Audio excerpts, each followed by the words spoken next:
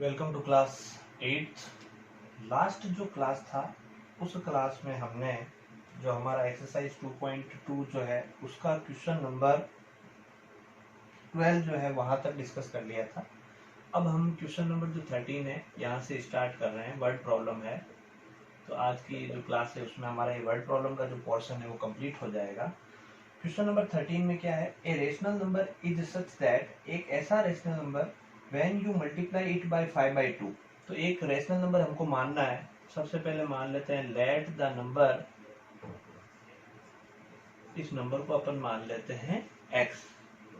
अब क्वेश्चन के according the number when you multiply it by 5/2, यानी 5/2 से इसको मल्टीप्लाई करना है, तो ये 5/2x हो जाएगा। And add 2/3 to the product, और इस प्रोडक्ट में 2/3 ऐड करना है। And we get -7/12 as result, यानी इसका जो आंसर आएगा वो -7/12 आएगा। तो हमको ये बताना है कि ये रेशनल नंबर कितना होगा। तो ये क्वेश्चन की लैंग्वेज से ही टोटल डिपेंड होकर बन गई। अब इस इक्वेशन में आपको क्या करना है, सबसे पहले इस 2/3 का ट्रांसपोजिशन करना होगा। तो ये उधर जाएगा तो माइनस का हो जाएगा, इधर आपका 5x/2 और ये माइनस का 7/12 माइनस 2/3। इन दोनों का डिनोमिनेटर डिफरेंट है, तो आप इसका एलसीएम लेकर सॉल्यूशन स्टार्ट करेंगे। दोनों का एलसीएम आएगा 12। 12 की टेबल में 12 वन टाइम, इसलिए -7 को मल्टीप्लाई करेंगे 1 से।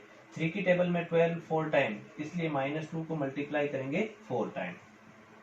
फिर -7 को 1 से करेंगे तो -7, -2 को 4 से करेंगे तो -8 और अपॉन में 12।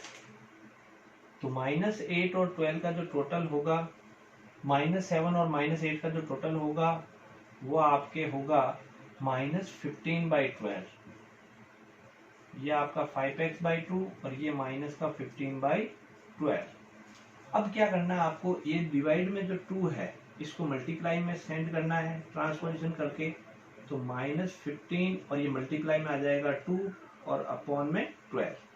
अब इस 5 को अपन क्या करेंगे, यहाँ से डिवाइड में सेंड करेंगे। तो x जो होगा वो आपके -15 × 2 और अपॉन में आपका 12 × 5। अब आप इसका कटिंग करेंगे तो देखो 5 की टेबल में 15 आएगा 3 टाइम, 2 की टेबल में 12 आएगा 6 टाइम और 3 की टेबल में 6 आएगा 2 टाइम और ऊपर रहेगा आपके 1, यानी x जो होगा उसकी वैल्यू आएगी -1/2। इसका मतलब जो रेशनल नंबर हमारा होगा वो रेशनल नंबर -1/2 होगा। सो द रेशनल नंबर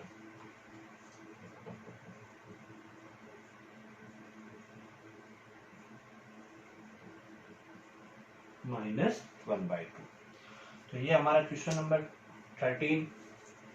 अब जो क्वेश्चन नंबर है वो हमारा 14 शुरू कर रहे हैं। तो 14, 15 और 16 ये सारे करेंसी से रिलेटेड है, यानी मनी से रिलेटेड है और इम्पोर्टेंट वर्ड प्रॉब्लम है। तो पहले अपन शुरू करते हैं 14। तो 14 में क्या है, Lakshmi is a cashier in A bank और उसके पास में 100 रुपीज, 50 रुपीज और 10 रुपीज के नोट है। Question number 13। तो एक तो उसके पास में 100 रुपीज के नोट है, फिर 50 रुपीज के नोट है और फिर 10 रुपीज के नोट है, और टोटल मिलाकर के जो करेंसी है उसके पास में वो 4 लाख रुपीज है। और हमको बताना है कि 100 रुपीज के नोट कितने होंगे, 50 रुपीज के नोट कितने होंगे और 10 रुपीज के कितने होंगे। इनका नंबर ऑफ नोट्स जो है उनका रेशियो दिया हुआ है हमारे को 2:3:5। तो हम सबसे पहले लिख लेते हैं let number of 100 rupees note 2x। फिर लिखेंगे नंबर ऑफ 50 रुपीज नोट, तो इसका रेशियो 3 है तो ये हो जाएगा 3x। फिर लिखेंगे नंबर ऑफ 10 रुपीज नोट्स, ये हो जाएगा 5x। अब 100 रुपीज का एक नोट है उसकी वैल्यू 100 होती है, तो 2x की वैल्यू कितनी हो जाएगी, तो अपन ऐसे लिखेंगे so value of 2x 100 rupees notes तो इस 2x को मल्टीप्लाई करेंगे 100 रुपीज से, तो इसकी वैल्यू निकलेगी 200x रुपीज। फिर लिखेंगे अपन वैल्यू ऑफ या total value of 3x 50 rupees notes. तो ये 50 रुपीज है और इसके नोट कितने हैं 3x, तो इसका मल्टीप्लाई करने पर आएगा 150x रुपीज। फिर total value of 5x 10 rupees notes.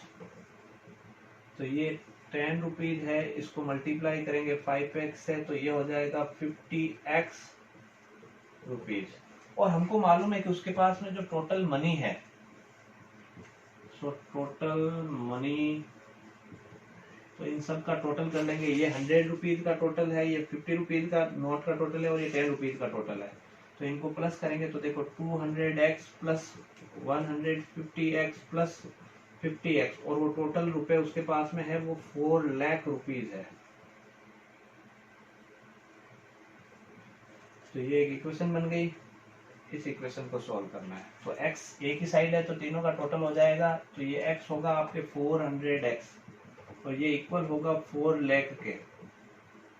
तो x इक्वल होगा 4 lakh divide by 400।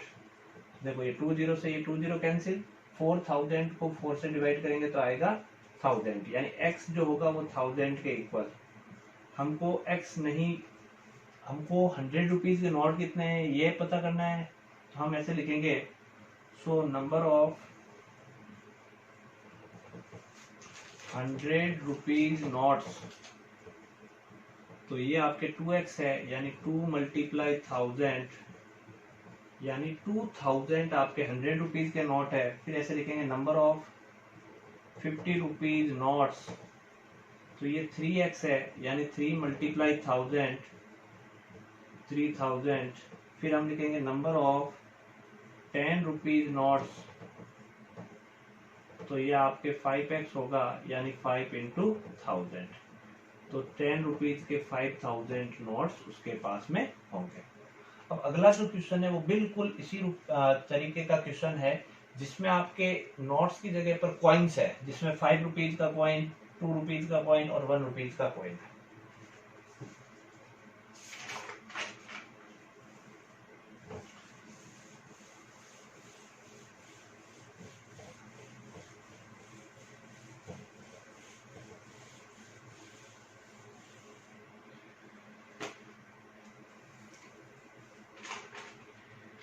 I have 300 rupees as coins. मेरे पास में टोटल 300 रुपीज है और वो कॉइन के रूप में है। क्वेश्चन नंबर जो है 15,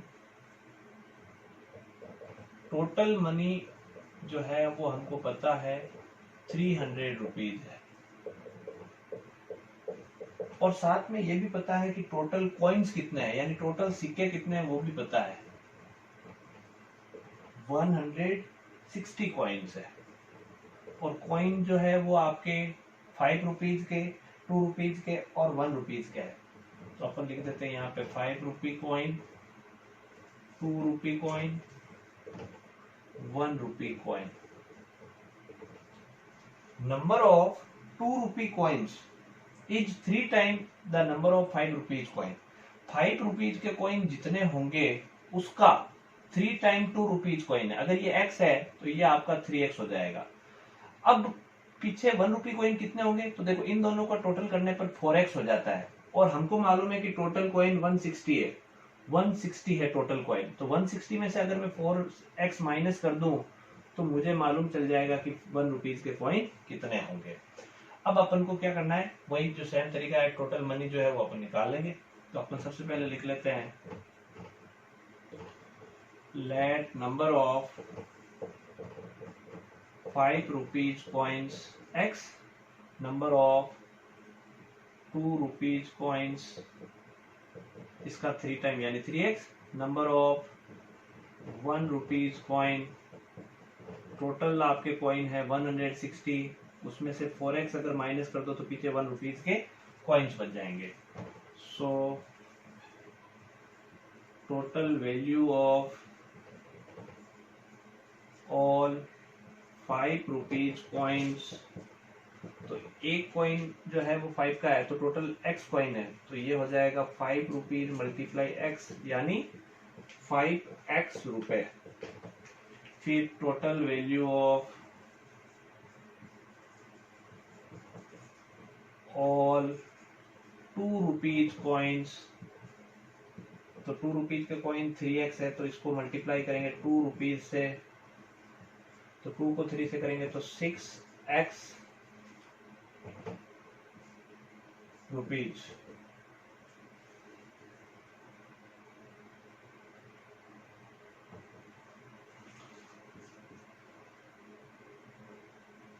total value of all 1 rupees coins.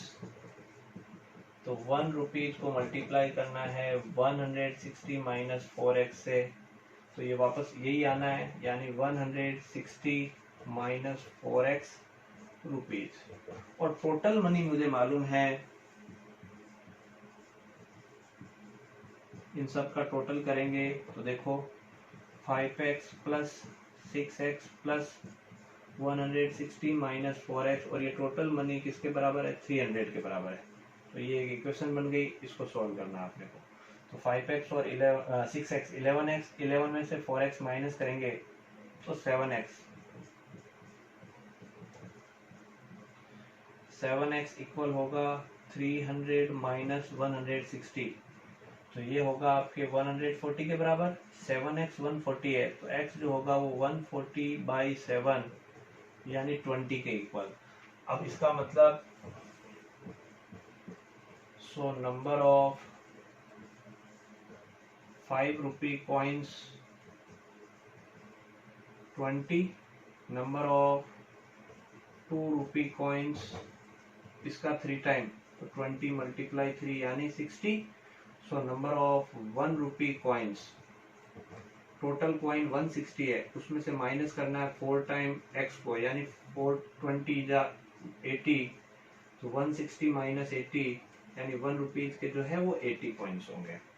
तो ये जो सेम जो है 14 के जैसा ही है, वही इसका आपका, जब आपको लैंग्वेज समझ में आ जाएगा तो इजीली आप ये सारा फॉर्म कर पाएंगे, और एक बार इक्वेशन बन गई तो फिर आपका आंसर इजीली निकल जाएगा। अब इसका एक लास्ट क्वेश्चन है एक्सरसाइज 2.2 का, फिर हमारी एक्सरसाइज 2.2 जो है वो कंप्लीट है।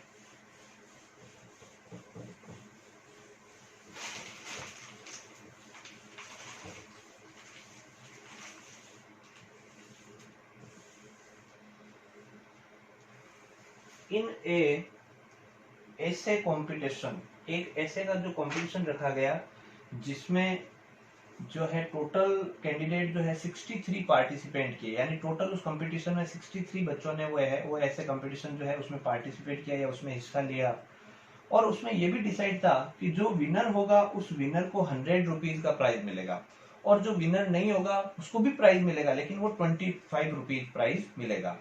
टोटल मिलाकर उन्होंने 3000 रुपीज जो है वो प्राइज मनी वहां पर डिस्ट्रीब्यूट की। तो बताओ उसमें से विनर कितने स्टूडेंट थे और जो नहीं जीते वो कितने स्टूडेंट थे। तो हमको लास्ट जो क्वेश्चन है, question number 16, total prize money हमको मालूम है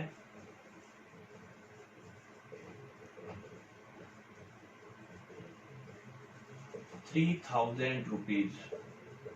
टोटल कैंडिडेट कितने हैं वो भी पता है, 63।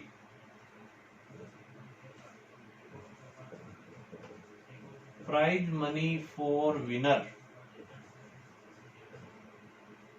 विनर को कितने रुपए मिलने वाले हैं, 100 rupees. Prize money for who does not win, 25 rupees. अब टोटल 63 कैंडिडेट्स में से हम मान लेते हैं कि टोटल जो है x कैंडिडेट ऐसे हैं जो विनर है। लेट नंबर ऑफ विनर वो है x. So total prize money, तो इसका मतलब जो विनर नहीं है वो कितने हो जाएंगे, number of candidate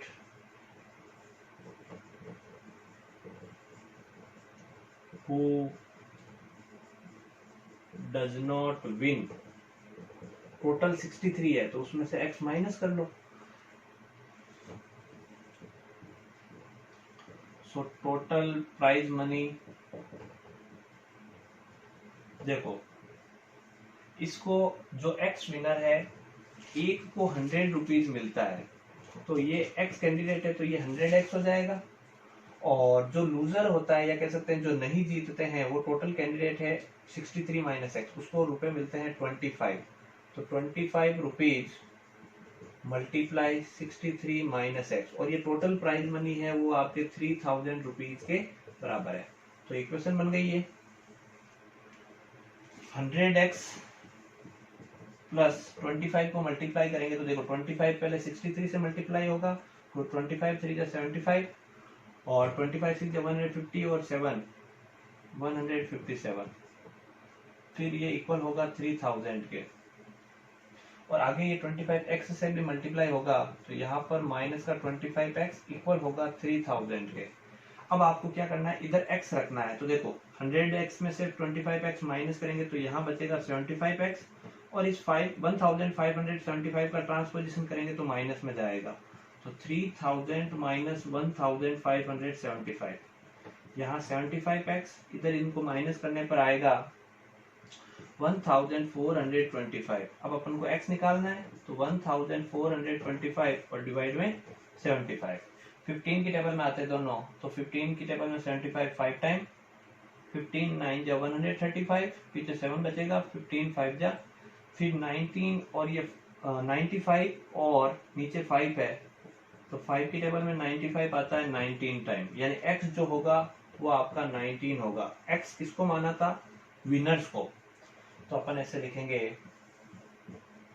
so number of winner candidate 19, number of candidates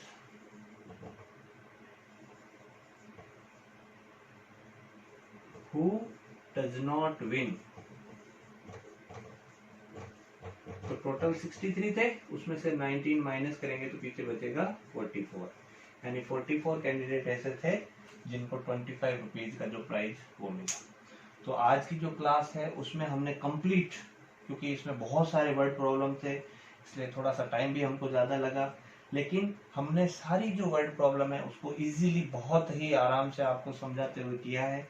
तो आपका भी अब यही ड्यूटी बनता है कि आप इनको वापस अच्छे से, जो भी है वर्ड प्रॉब्लम उनको अच्छे से वीडियो को देखते हुए समझे, प्रॉपर उसका ट्रांसलेशन समझते हुए इक्वेशन बनाना सीखें। इक्वेशन आ जाएगी फिर आप ये जो है सॉल्यूशन बहुत आसान हो जाएगा।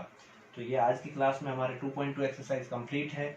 अब जो नेक्स्ट क्लास होगा उसमें हम 2.3 एक्सरसाइज, जिसमें हमको इक्वेशन को सॉल्व करना है वापस ट्रांसपोजिशन मेथड से, तो वो रहेगा।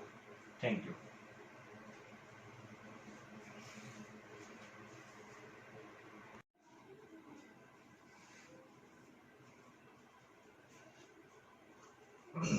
Welcome to class 6। लास्ट जो हमारा क्लास हुआ था उसमें हमारे एक्सरसाइज 2.2 में क्वेश्चन नंबर जो 8 है वहां तक वर्ड प्रॉब्लम है वो हमने कंप्लीट कर लिए थे।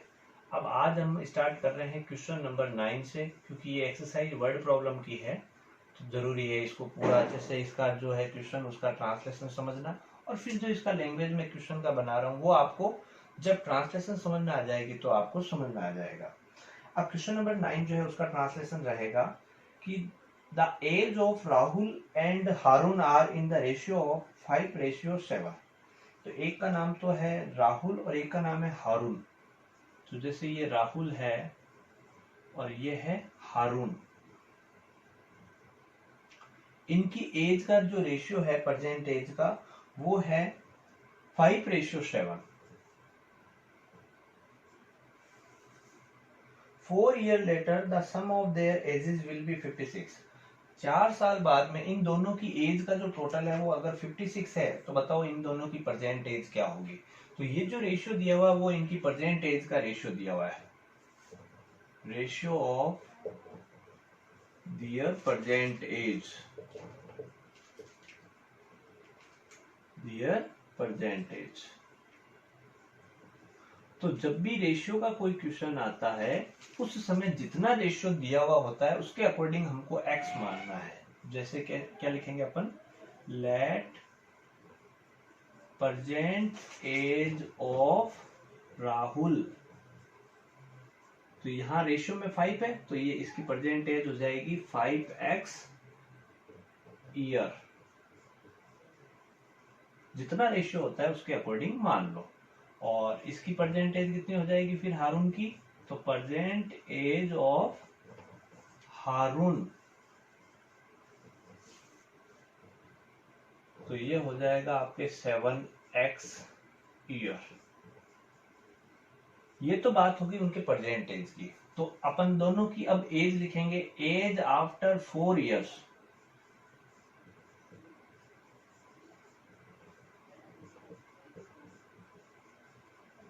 तो अभी राहुल की एज कितनी है 5x, तो अपन ऐसे लिखेंगे एज ऑफ राहुल। 4 ईयर के बाद में राहुल की एज में 4 ईयर प्लस हो जाएंगे, यानी 5x तो पहले से है और 4 ईयर ऐड हो गए, तो 5x प्लस 4 ईयर्स। फिर एज ऑफ हारून, अभी उसकी एज है 7x, तो 4 ईयर इसमें ऐड हो जाएंगे, तो 7x प्लस 4 ईयर्स। अब क्वेश्चन के अकॉर्डिंग 4 ईयर बाद वाली जो एज है उसका जो टोटल है वो 56 होगा। तो हम लिखेंगे sum of their ages after 4 year, 4 साल बाद की एज का टोटल। तो इन दोनों का टोटल कर देते हैं। तो पहला है आपका 5x प्लस 4 और सेकंड है 7x प्लस 4, और ये टोटल किसके बराबर है, 56 ईयर के बराबर है। तो ये हमारी इक्वेशन बन गई यहाँ से। अब इस इक्वेशन को सॉल्व करेंगे तो देखो वेरिएबल के साथ वेरिएबल ऐड होता है, यानी 5x और 7x, तो 5 और 7x को ऐड करने पर हो जाएगा 12x। इनका ट्रांसपोजिशन करने की जरूरत नहीं पड़ी क्योंकि ये इक्वल के एक ही तरफ है, और 4 और 4 का टोटल होता है 8, और ये इक्वल में होगा 56 के। अब यहां से इस 8 का ट्रांसपोजिशन करना पड़ेगा, तो ये माइनस का हो जाएगा, यानी 12x इक्वल होगा 56 माइनस 8 यानी 48 के। तो 12x इक्वल हुआ 48 के, तो x इक्वल होगा 48 बाई 12, और 12 की टेबल में 48 आता है 4 टाइम, यानी x की वैल्यू निकली 4। हमको चाहिए इन दोनों की प्रेजेंट एज, तो हम ऐसे लिखेंगे, so present age of Rahul. Rahul की प्रेजेंट एज कितनी है, 5 टाइम x, x की वैल्यू आई है 4, तो 5 इंटू 4 यानी 20 ईयर्स। और present age of Haroon 7x, तो 7 मल्टीप्लाई 4 यानी 28 ईयर्स।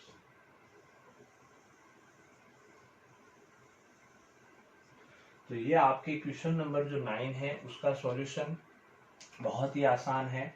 आप एक बार इसका क्वेश्चन जो है बुक से रीड करेंगे, जो ट्रांसलेशन मैंने बताया वो ट्रांसलेशन के अकॉर्डिंग मैंने जो इक्वेशन बनाई है उसको समझेंगे, और फिर जो ये सॉल्यूशन है, सॉल्यूशन में ज्यादा टाइम नहीं लगता क्योंकि सॉल्यूशन जो है इक्वेशन सॉल्व करना वो ट्रांसपोजिशन मेथड से हमने 2.1 एक्सरसाइज है उसमें अच्छे से सीख ली है, बस इसका लैंग्वेज से इक्वेशन बनाना आपको सीखना है। अब नेक्स्ट जो क्वेश्चन रहेगा क्वेश्चन नंबर 10, ये क्वेश्चन 9 हो गया, अब क्वेश्चन नंबर 10।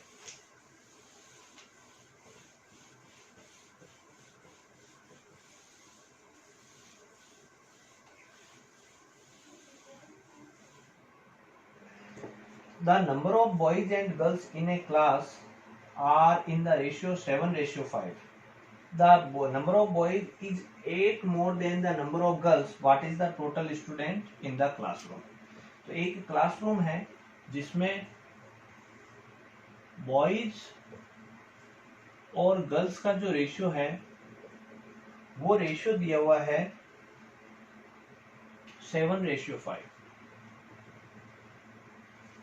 अब इसमें एक चीज और दे दी, the number of boys is 8 more than the number of girls, और बॉयज का जो नंबर है वो गर्ल्स से 8 ज्यादा है। तो सबसे पहले तो इसका जो रेशियो उसके अकॉर्डिंग मान लेते हैं।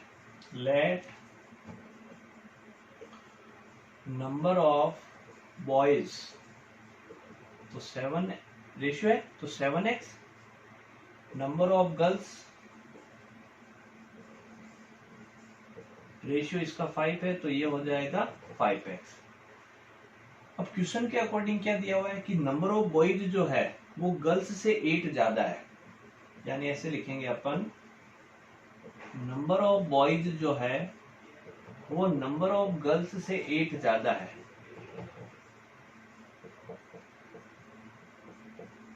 तो नंबर ऑफ बॉयज हमारा 7x है और नंबर ऑफ गर्ल्स जो है 5x, और उसमें 8 ऐड करना है। अब ये इक्वेशन बन गई, इस 5x का इधर लेके आएंगे तो 7x माइनस 5x इक्वल होगा 8 के, 7x में से 5x माइनस करेंगे तो 2x, 2x इक्वल होगा 8 के, तो x इक्वल होगा 8/2, 2 की टेबल में 8 आता है 4 टाइम, यानी x की value I 4। So number of boys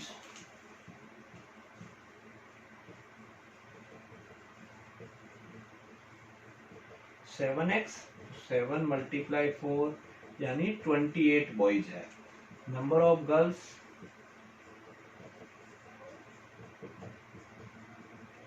5x यानी 5 multiply 4 20। So total student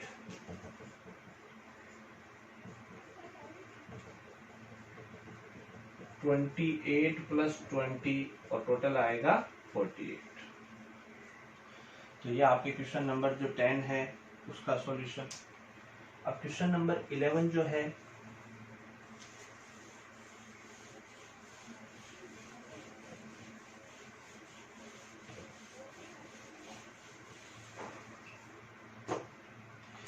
बाईचुंग्स father, Baichung जो है उसके फादर की age 20, Baichung's father is 26 year younger than Baichung's grandfather and 29 year older than Baichung. 3 यहाँ पर है, एक तो बाईचुंग, फिर इसके फादर और फिर इसके ग्रैंडफादर।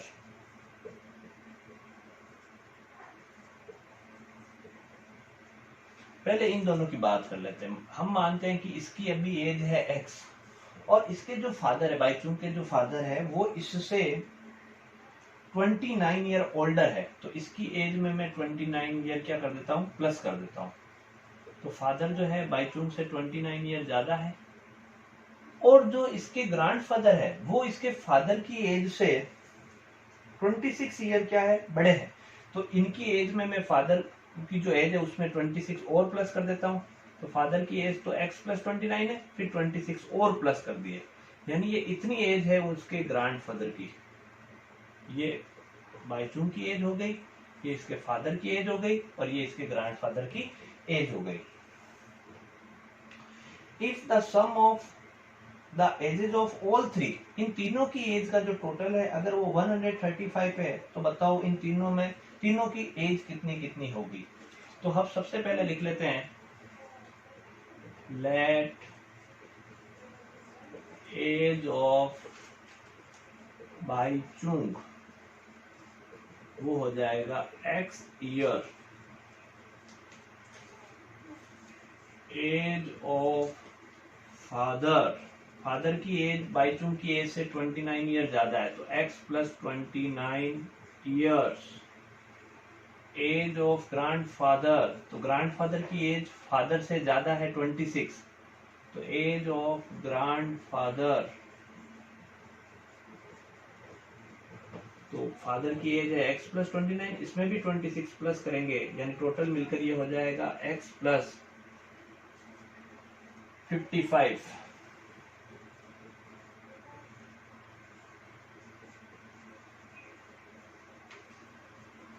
अब इन तीनों की एज का total sum of their ages.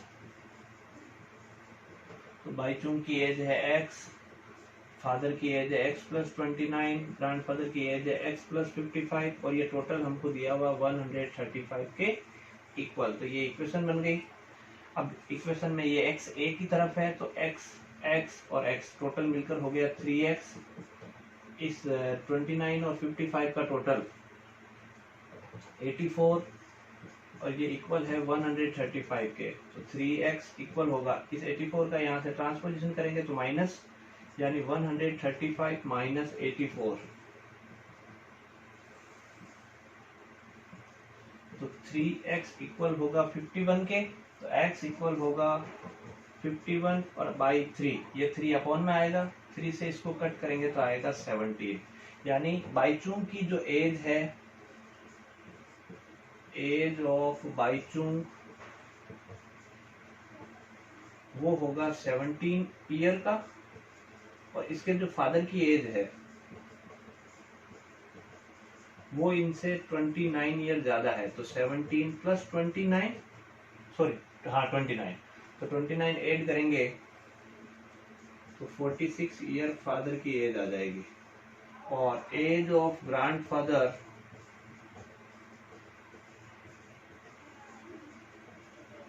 तो वो बाईचुंग की एज से 55 ईयर ज्यादा है, तो इनकी एज हो जाएगी 72 ईयर। तो ये आपके क्वेश्चन नंबर 11 जो है वहां तक का सॉल्यूशन है। अब क्वेश्चन नंबर 12,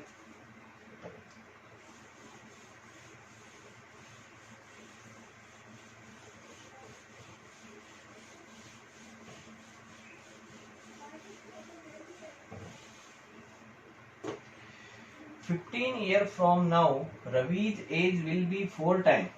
क्वेश्चन नंबर 12 जो है कि 15 ईयर फ्रॉम नाउ, अभी जितने साल का है उसके 15 ईयर बाद में Ravi age will be 4 time his present age. तो what is his present as?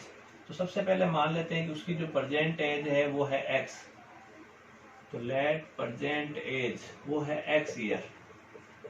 15 year बाद में तो एज आफ्टर 15 ईयर्स, तो 15 ईयर बाद की एज क्या होगी, इसमें 15 एज प्लस कर दो, तो x प्लस 15 ईयर। 15 ईयर बाद की जो एज होगी वो अभी की एज का 4 टाइम है। तो अपन ऐसे लिखेंगे, अभी एज है x तो उसका 4 टाइम होगा 4x, और ये एज किसके बराबर होगी, 15 ईयर की एज के बराबर। तो ये एक इक्वेशन बन गई नॉर्मल सी। इस इक्वेशन को सोल्व करना है, इस x का ट्रांसपोजिशन करना पड़ेगा, तो इधर आएगा तो माइनस का, यानी 4x माइनस x इक्वल होगा 15 के। तो ये बचेगा 3x इक्वल 15, तो x इक्वल होगा 15 बाई 3 की टेबल में 15 आता है 5 टाइम, यानी अभी उसकी जो एज है वो 5 ईयर है।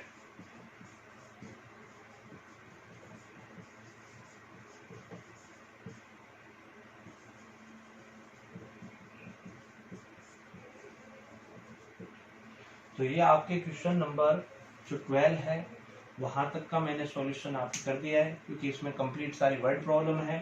वर्ड प्रॉब्लम जो है आपको बताया था लास्ट टाइम भी, क्योंकि आपको इसमें ट्रांसलेशन पहले समझना पड़ेगा, फिर जो मैंने लैंग्वेज बना करके इक्वेशन बनाई है वो इक्वेशन कैसे बनाई वो समझना पड़ेगा, फिर इक्वेशन बनाने के बाद में जो ट्रांसपोजिशन मेथड है उससे इक्वेशन सॉल्व किए। तो आज की जो क्लास में है उसमें हमने क्वेश्चन नंबर 12 तक कर लिया। अब इसमें कुछ वर्ड प्रॉब्लम और है जो हमारी जो नेक्स्ट क्लास होगी हम उसमें डिस्कस करेंगे। Thank you.